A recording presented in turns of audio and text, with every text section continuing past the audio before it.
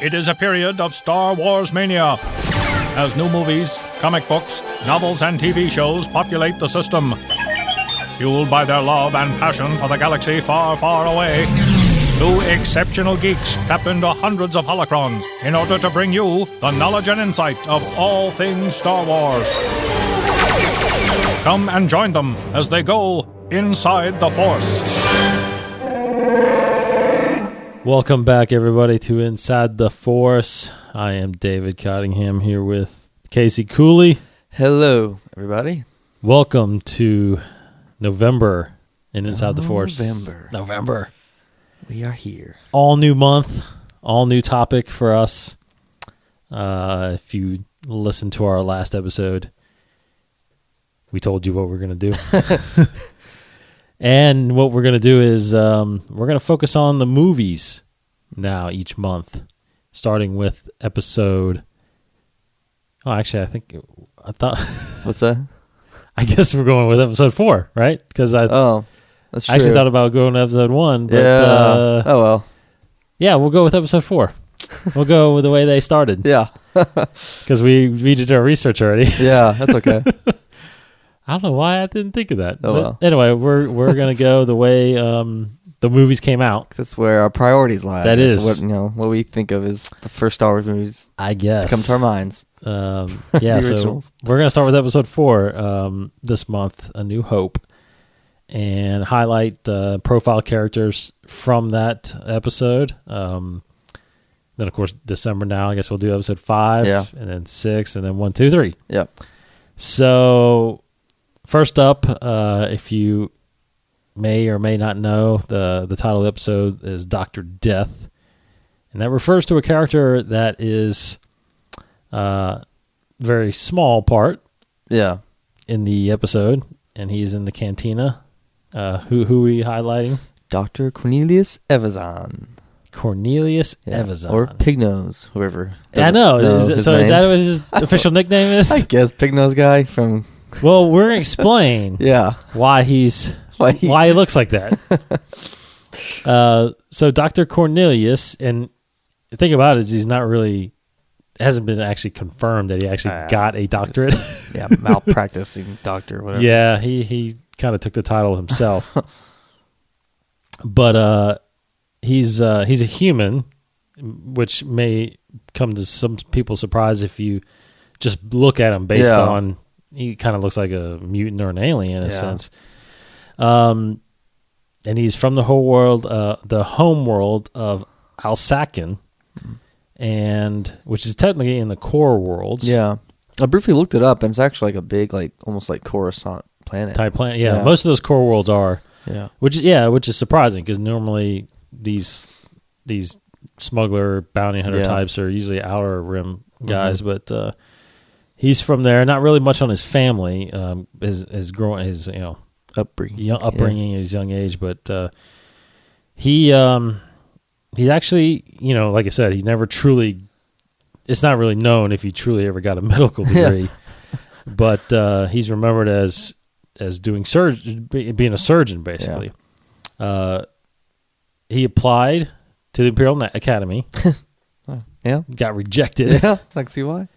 Yeah, and technically he was actually, because of his interview, he was actually considered mad. Yeah. And they imprisoned him on Delrian, which I didn't look that up. I don't know if that's a prison planet, I guess. I'm assuming it is. Probably. But eventually he escapes and hides out on the Hindusar system where he established...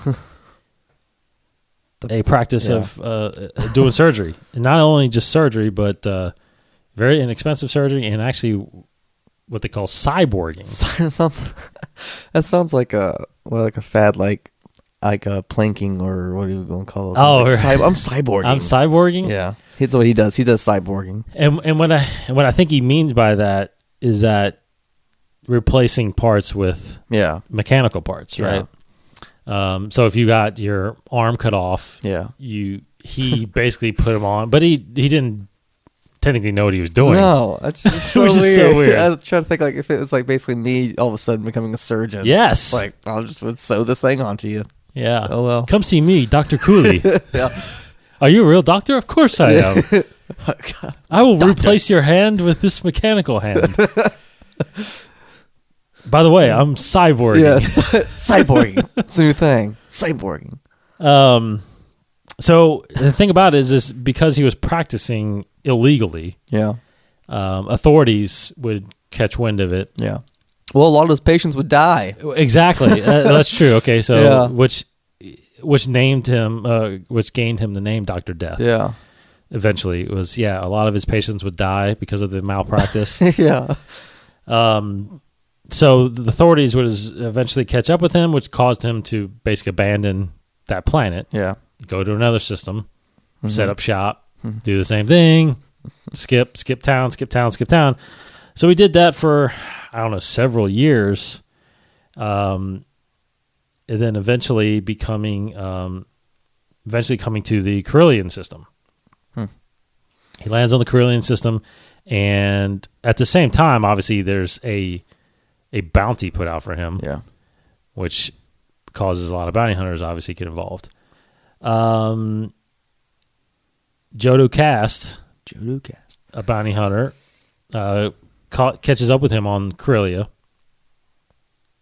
and I guess it's Corellia. It says Corellian system, but Yeah. there's definitely several planets in there. I'm assuming it's Corellia.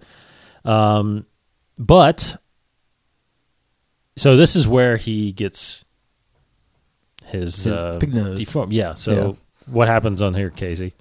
Well, Jodo Cast is going after Evazan, and I guess he must be being chased by him or something. Something happens, then pirate intervenes, and this is a Qualish thug or pirate by Ponda Baba, who, if you know from episode 4, if you don't know what a Qualish is, it's the guy who got his arm chopped off by Obi-Wan Kenobi in episode 4. Yes. The guy, alien looking dude with the kind of spider looking face a little bit. Right. So Ponda Baba, a Qualish thug, intervenes and kind of rescues Dr. Evazan, which it didn't say, I don't know why. I had never read the source material, but I don't know why he rescued him. Yeah.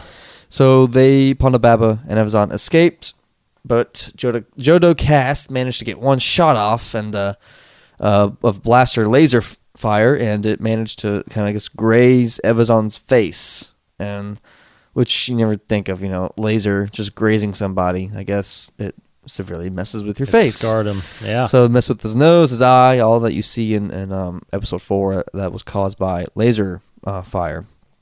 So that happened, then Evazan and Ponda Baba managed to escape. And then, ever since then, Ponda Baba and Dr. Evazan, they had a nice little friendship there. And shortly after that is when they went to Tatooine. Yeah. They left Corellia then, went to Tatooine, and that's when they actually run into Luke and Obi-Wan in the Mos Eisley Cantina. So that happens very obviously shortly. Now, unfortunately, it was Cornelius who was picking on Luke. Yeah. But Ponda's the one that gets his arm cut off. Yeah, he just got out of the way. Yeah. It's about the robot chicken. That is one of the greatest skits. Almost everything I think, these kind of things. Totally. Are related to robot chicken. I was thinking of that too. I was thinking if you guys don't remember, he's the one that's the artist. Yeah. That gets his arm cut off. Yeah. Like, we have the best day ever. Yeah. He's like, get that promotion. And he's like, he doesn't like you. That's not what I said. Yeah, I know. I said I like his hair. Yeah. So stupid. That is like one of the greatest skits. If we don't know what we're talking about, I think is it episode? It's the first one? Yeah, it's the first Star Wars Robot Chicken. Yeah. Go watch that. It's Ponda Baba. He's an artist. Yeah. He gets his arm cut off so he can't draw with his left hand. They did a skit like that too for the Family Guy Star Wars, which is they didn't call him Dr. Evazan. They just called him actually Pig Nose. It was a pretty funny little skit. But the Family Guy Star Wars, that stuff is pretty good too. Yeah, people should give that a watch. So again, they once that happens though, what's funny is that Evazan tried to replace, because he's in the cyborging. Yeah, he's special. So he tried to replace his partner's arm, but it wasn't successful. Yeah. And Baba actually swore revenge against him and was pursuing Evazan across the galaxy, just like any other bounty hunter in a sense. But he wasn't a bounty hunter, but he just blamed him and then was wanting to catch up and kill him. So he actually, Evazan eventually went into hiding back on Tatooine, where he set up what was called the Cutting Edge Clinic in Mos Eisley. Clever. Under the name Dr. Cornelius, and began obviously doing operations again on patients. And he would, explains here too that he, as part of the cyborging thing, he would actually use parts from Jawas. Jawas were the scavengers of Tatooine. They picked up all kinds of droids and parts and stuff like that, and he would get parts from them for the cyborging. Eventually, he was caught up again by Ponda, and actually the two actually reconciled. He didn't attack him or try to kill him. I'll give you. It'll be okay for now. Yeah, so I guess I can do okay with one arm. Yeah, I'm okay. My sorely infected robot arm. Yeah.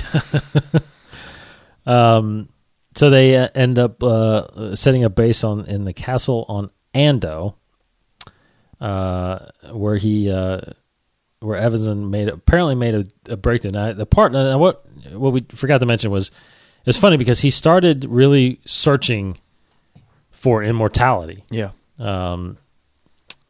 Evazan was really trying to figure out how to live forever. And he came to a conclusion that it was the mind, not the body, that was the key to immortality. So he started creating a mind transference machine in order to put his mind in other person's body. He's actually kind of a smart guy, strangely enough. I know. To make this device. And who's the thought he was just some drunk in a bar? I will one day create a mind transplant device. So he actually, caught a Qualish senator, so he can transfer Ponda's mind into that body. Again, because Ponda had an arm missing, and all Qualish look alike, so I guess they do all look alike. Necessarily would be different. Yeah, I guess so. So he caught this, or he chose the guy. He actually hadn't caught him at this point yet. Mm-hmm. But at the same time, of course, he's still getting pursued by bounty hunters. And another one called Gurion Salazar shows up, and he's actually disguised. Yeah. So he doesn't know who he is, but he obviously... and this bounty hunter actually has a vendetta against him because his family somehow was operated on by Dr. Death and died. Yeah. I think he says he killed 7 members of his family.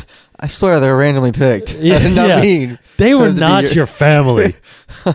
I didn't know that. I didn't know. Anyways. So there's a big fight, and it says that Rover, who was Evazan's pet, actually saved him a couple times by attacking Gurion, who then fell off the building once they kind of made it to the roof. Yeah. Fell to his death, and then the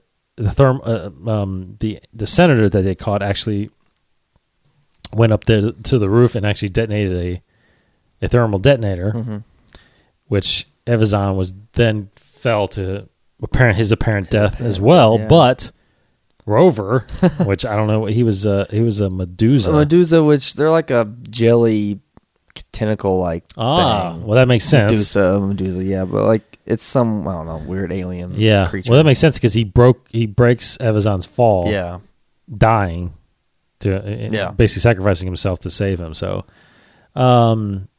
he survives this attack. Loyal pet.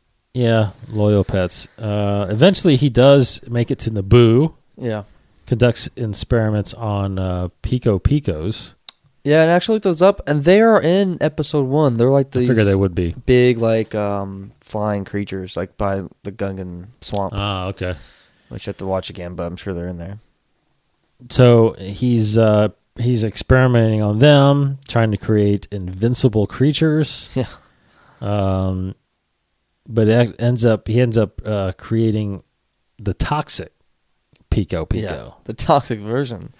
Now all this. So after the Battle of Yavin, then, which all this happens right before the battle actually happens. Well, it's a short time frame. Very short time frame. All this happens very quick. I mean, all that stuff happened pretty much right after the Cantina. Almost. Yeah. They left, and all that stuff happened while they were on Tatooine. But so after the Battle of Yavin, he starts a project called Starscream.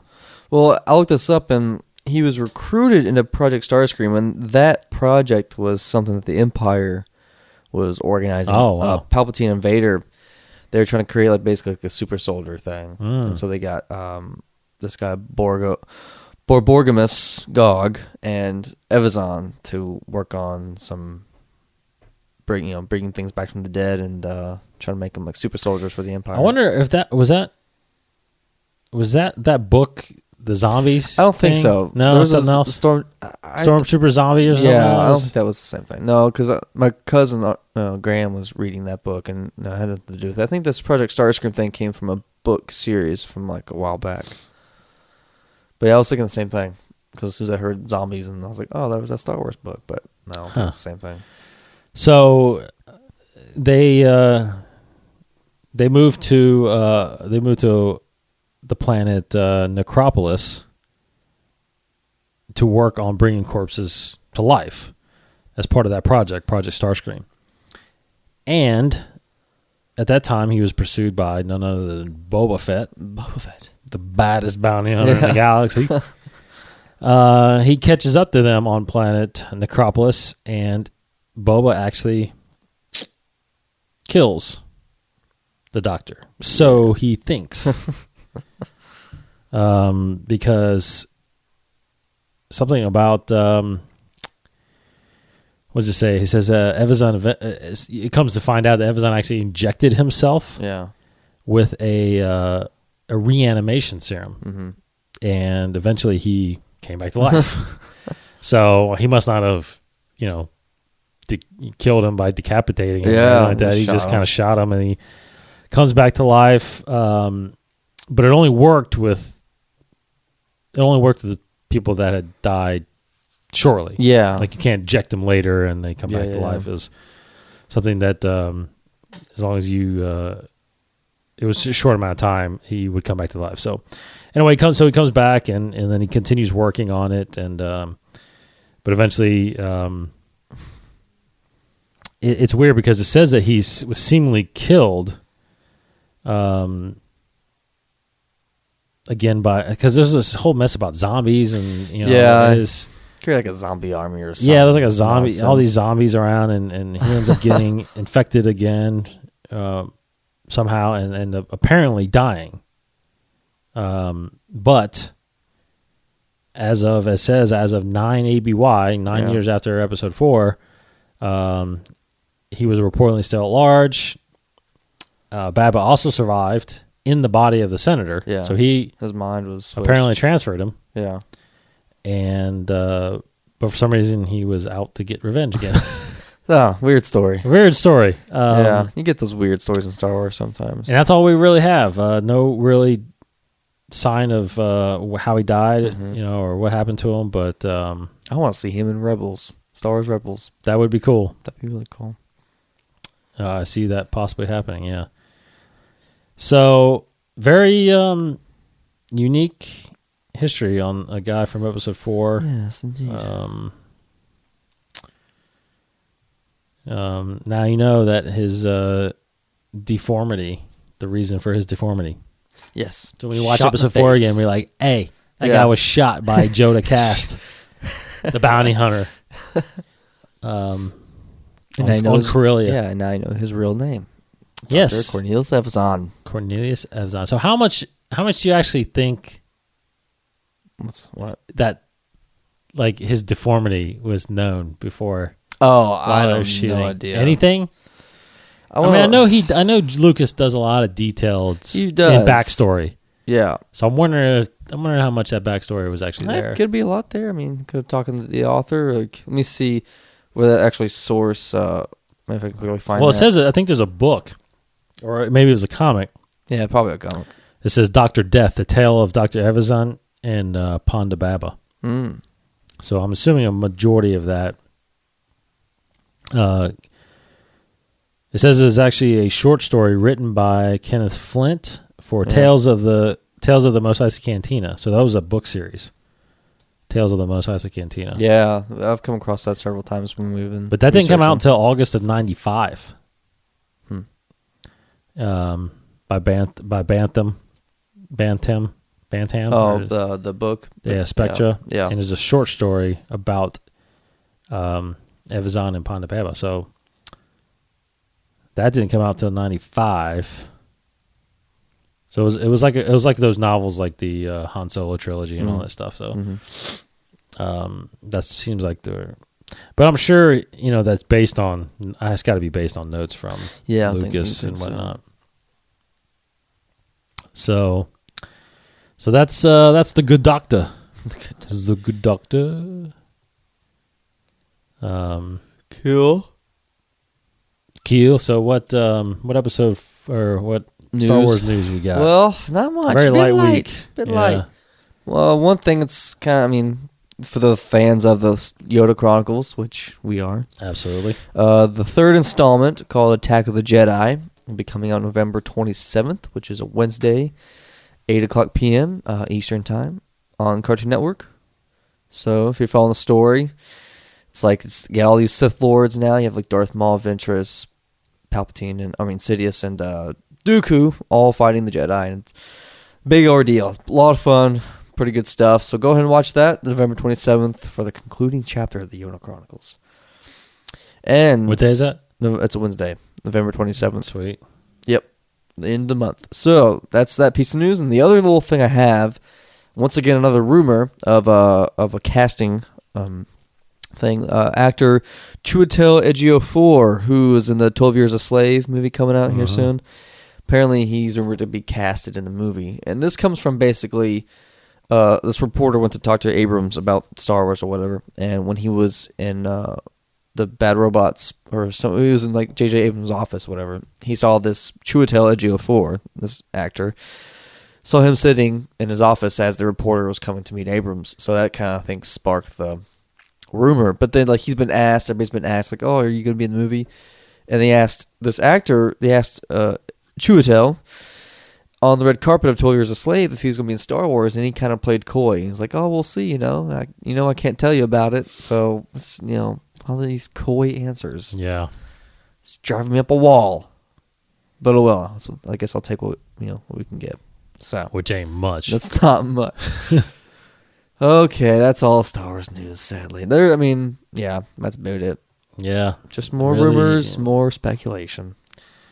Yeah, we briefly talked last week about this whole release date thing, but until we hear anything, who knows when it's coming out? It really does change things up that, because they're owned by Disney now. Yeah. Disney got other movies coming out that year, so you really do have to start positioning it. Unlike when it was just Lucasfilm, he was going up against anything. And the ideal release date was May, but now you can't do that because Avengers 2 is coming out in May. 2015 is already a big year, but people are saying, how are you going to put up against Superman, Batman, or Avengers? You can't put it in the summer or whatever, you can't put it in July when Superman, Batman's in June. But really, after 4 weeks of a movie coming out, it's fine. Yeah, sometimes 3 weeks. Yeah, a movie's not going to make. Yeah, you got your rare movies that make money, huge money, 4 or 5 weeks out. Yeah, nowadays, see, that's the thing is that before, years ago, we're talking like 20, 30 years, you only got maybe 1 or 2 blockbusters a year. Yeah, now you're getting a dozen, especially 15 blockbusters a year. So you're going up against blockbusters all the time. So no matter where this comes out, it's going to go against something. Yeah. But the question is whether or not Disney wants to go against itself. Yeah. Because you got Ant-Man apparently coming out sometime in August. Avengers in May. So it would be logical only to put this out sometime in November. Yeah. or something like that. So I would move Ant-Man in November. Yeah. And put this in July or August, late July. Actually, I would move Avengers to July and put this in May. Yeah, totally would too. But that's just us. We're not running, by the way, Lucasfilm. Lucasfilm yet. Yeah. So I wanted to just briefly talk about, since this is episode 4 month, basically, for Inside the Force here, last month we did kind of a crossover matchup with Popular Fanatics. If you didn't hear, we were basically guests on Popular Fanatics talking about the Star Wars movies. The first episode, we talked about episode 4 and kind of our thoughts, and Chad Perkins, the host, kind of gave us some questions to kind of to hit on about the show, about the movie, and what we felt. So a lot of our thoughts and feelings are on there, but we'll kind of briefly talk about it right now. And it's strange because it's weird because last week I did think about we were going to go with episode 1 first. Yeah, I just kind of totally started thinking about what we were going to cover this month on episode 4. Yeah. So it's fine. We'll stick with that. So episode 4, obviously, everybody knows it came out in 1977. It became a big blockbuster. Changed everything. Changed the world. But so we'll start off, instead of ending with it, we'll start off with it. Where does episode 4 rank out of the 6 movies to I you? I can remember what I said. I think that one is my. Was that my number 3? I think this was my number 3. Number 2 or I think it was my number 3. Number 3. So I think I had episode 3 my second. 5 and 3 and then 5, 4. 5, 3, 4. So third. 6, now, 1, 2. Now, what is that based on? Why is it number 3? Yeah. It's hard to be say oh, this is 3 because it's this bad. It's really it's 3 because everything else is so much better than it. 5 is the best. 3 is freaking awesome, but not as good as 5. 4, I can't say 4 is not as gripping to me as the other movies. For a while, I think it was my least favorite, but then I watched it and I would watch it. There's just so much nostalgic with it, so I love it for those reasons. But yeah, so it's I think it's up there for nostalgic reasons because it started it all, but it's just not as good as everything else as all the other ones. Yeah, it's actually number 6 on my list. Yeah, I mean that's fine. I understand why. Yeah, and it does have to do with, because I'm, of course it's nostalgic, but when you rank them all, when you put them all together, to me, you have to throw that out. Yeah. You have to really look at the quality of the movie. Yeah. Of course, I mean, like I said, of course it's nostalgic, but if you take that out, how good is it? How good are the effects now, even with some of the redos? And to me, I would, when we were ranking them, to me, it's like, if you sat me down and said, okay, what order do you want to watch? Not based on number, but what order would you want to watch them in, just enjoyment wise? And it would be the 6th movie I pop in. That's really how I would. I probably would still keep it up there. Yeah, just because, just how we kind of messed this up. Episode 4 is, it just popped in my mind the first. I didn't first think of episode 1 when we were deciding who to profile today. I was I thought of episode 4 because it's episode 4. It's New Hope. It's the first one. Yeah. So I mean, and also just when I think of Star Wars, we always think. I usually think of the originals first, and the first movie to be made usually pops in my mind first. So I guess that's why I have it up there so high. Now, surprisingly, me and Chad Perkins got into this conversation again today at lunch about the whole Han shooting first. Because on KooCast this week, we had a guest, Corey's basically future sister-in-law, who is a big Star Wars fan, a big geek like us. She told me she totally agrees with Chad's point of view. And, we kind of even got more into it a little bit today where, he was kind of saying, we were talking about it more. And I think I kind of brought up a different viewpoint of it. And by saying that, look, I understand that it changes, because basically he was saying, here's the thing, is Chad was basically saying, I don't agree with the change of making Han shoot first.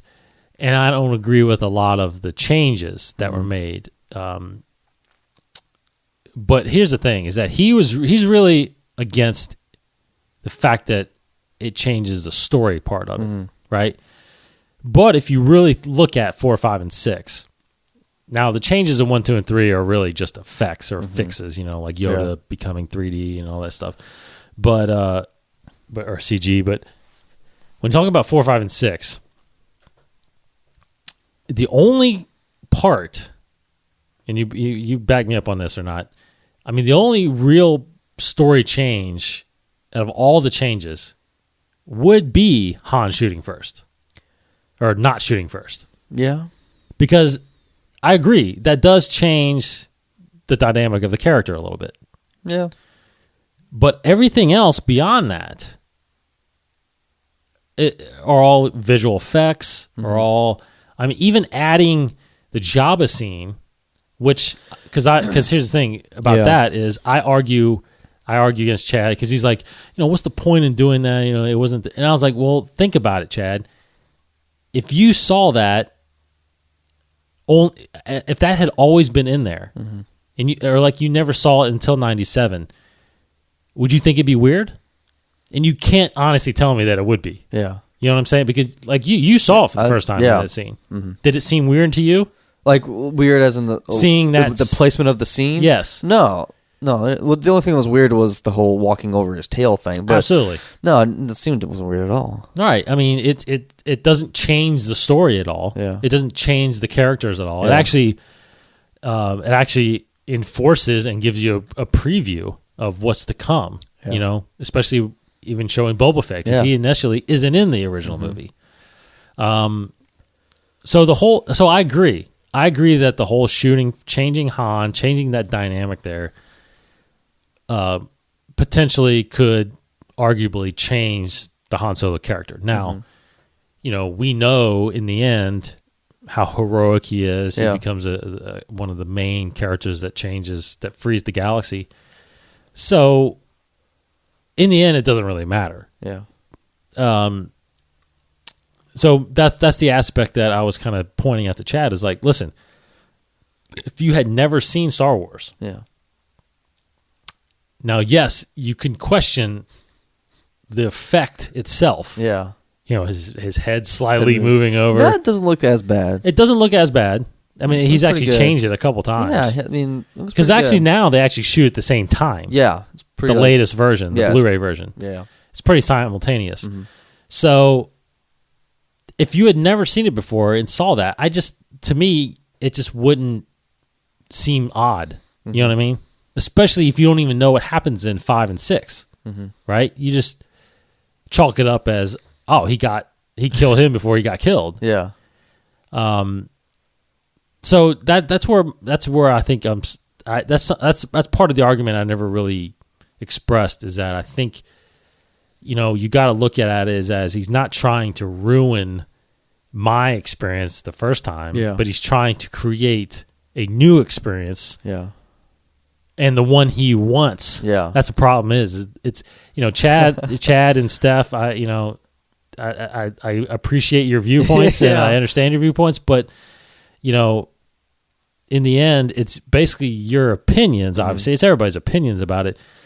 But to me, stuff like visual effects and, like Chad's like, I can't believe they put that musical number in episode 6. Oh, the celebration? No, the Jabba's palace. Oh, that thing, yeah. The new Snice Noodles and all that stuff.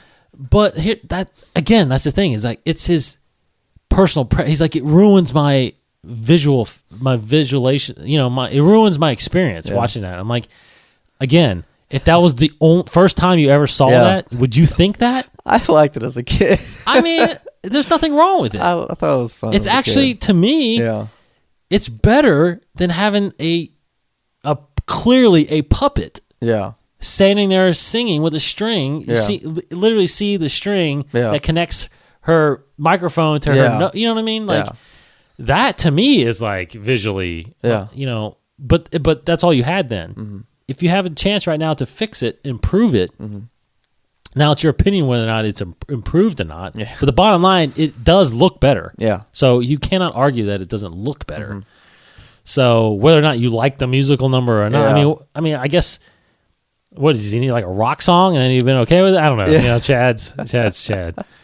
But I think he was agreeing with me in a sense where, look, if that's the first time you saw it, it wouldn't feel that way. Yeah. And that's what I think you have to really think about, because he's trying to make it timeless, right? He's trying to make it for, obviously, eventually we're going to be gone, and our kids' are going to end up watching it, and this is going to be their only time. So I don't know.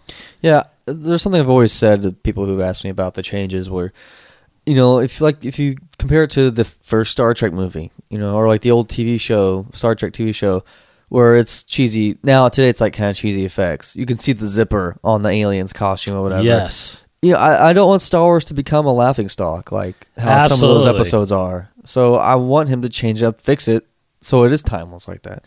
And yeah, all the purists out there, I respect and I admire you and your adherence to the original, because I didn't grow up with it, so that's what you have that I don't have. But it's changed, so just move on with it. I'm sorry, like it is now fact that he didn't shoot first. Yes, sorry that Greedo did get a shot off. Yeah, I mean he did.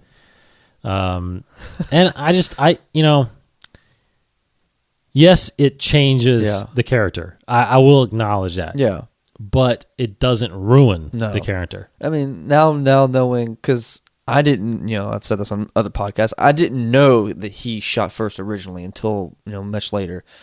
Now that I know that, sure, I would prefer it if he had shot first the whole entire time, but it's not the way it is. So. Yeah. Sorry, guys. It's not. Life isn't fair. Yeah, it's not.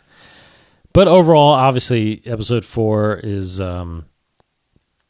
it's what kickstarted the entire saga, the craze, and I think it was not until, which we'll talk about next month, obviously, episode 5, that really,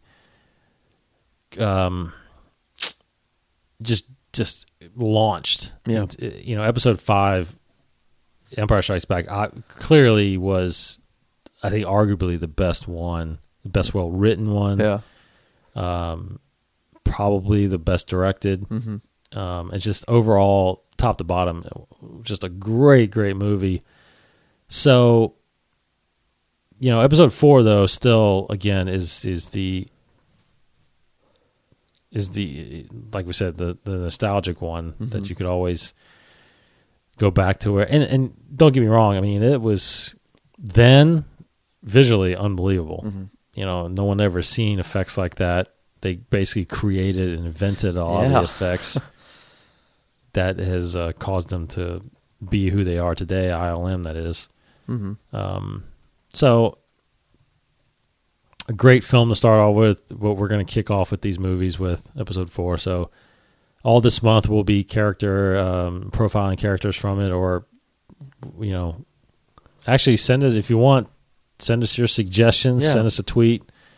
Hashtag, once you because I'll put the hashtag out there, episode 4 month, hashtag it, or just mention us on Inside the Force. We're talking, we've been talking about kicking around like the Death Star, Jawas, what was the other one? Crate Dragon, maybe. Crate Dragon. Or a ship or something like that. Yeah, something obscure. We don't want to T-16 Womp Rats. Yes, T-16 Womp Rats. Or how about Red? Yeah, Banthas, the droid. Red. Yeah. Biggs, heck, Biggs. Somebody. Yeah, we've already done Wedge. I thought about, we've already done kind of the main characters, Wedge, Tarkin, Obi-Wan. Yeah, we did Mothma. And Mon Mothma, yep. So, some of these obscure ones that we don't really know of, maybe, what was the Admiral Mata? Was it Mata that was in there? It was, he was the one that said the ultimate power in the universe. Yes. Yeah, the nerd. I always think he's like a nerd. He just kind of comes across as that. Yeah. Your sorcerous ways, Lord Vader. Yeah. Your devotion to the ancient religion has you. Yeah. And choked. Choked. Force choked. So, Yeah, all right. So send us your suggestions. Maybe we'll pick one of them. Maybe we'll pick one. Maybe not. You know, who knows? So next week we'll hit on another one, episode 4. So now it's time for trivia. Trivia. All right, trivia. I'm 18 and 14. Yeah, little turn of tables here. Yeah, Casey's 16 and 16 after 32 questions. This is 237. Dang, this would have been episode 1 if we would have done episode 1. Oh, well. All right, 237. Here we go. From the episode, Phantom Menace era. Here we go. What annoying trait do Eopies display when startled? That does sound familiar. What annoying trait do Eopies display when startled? A, they emit gas. B, they spit undigested stomach contents. C, they charge. Or D, they scream. Now, I have to admit, I do not know what an Eopie is. I know the name. Okay, let me look at the name. The name sounds familiar. I doubt. Maybe if I saw it, I'd know, I guess. But what annoying trait do Eopies display when startled? may I look at Yes. the thing? Okay. 237. Eopies.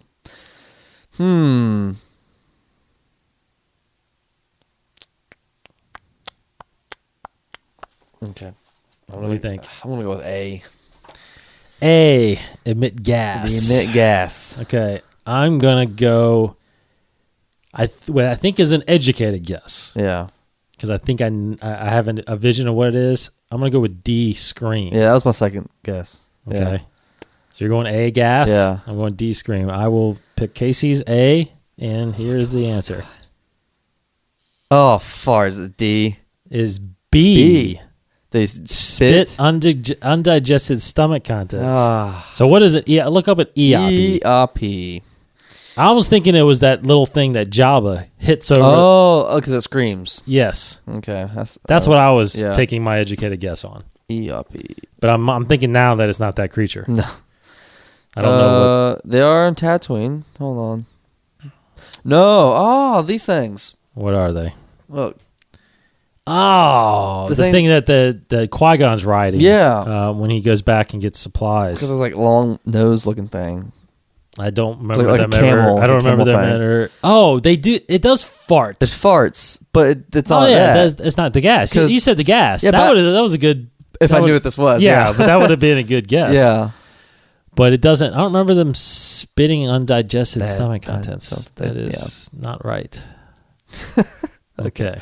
Now I know. All right, so we both got that wrong. Casey falls under 500.